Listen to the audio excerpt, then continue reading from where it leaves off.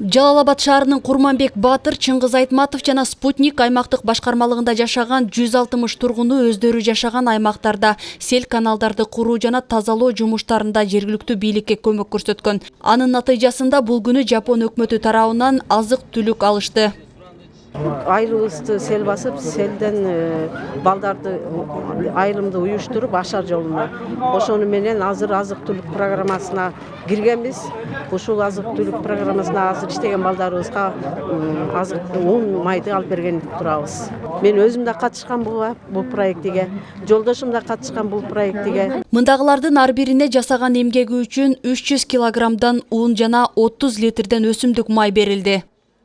Жалал-Абад шаардык социалдык камсыздоо жана миграция башкармалыгында каттоодо турган аз камсыз үй бүлөлөр, жумушсуз жарандар, ушул сыяктуу категориядагы жарандардын тартуусунун негизинде ушул программа ишке ашырылды. Аталган жарандар аталган программанын алкагында баягы сел арык казуу, канализация иштерин тазалоо, бетон куруу, ушул сыяктуу иштерге тартылып, жумуш менен камсыз болушту жана программада белгиленген азык-түлүк эмесин алышты, азыктарды алышты.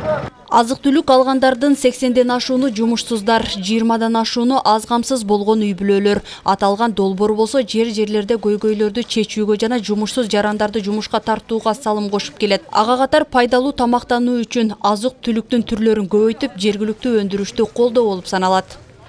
Негизинен биздин долбоорго катышуучуларды биз шаардык соц башкармалык менен биргеликте тандалып алынат. Алар ошол аз камсыз болгон үй бүлөлөр, соц пособие алгандар, майып адамдар үй бүлөсүнө барылар.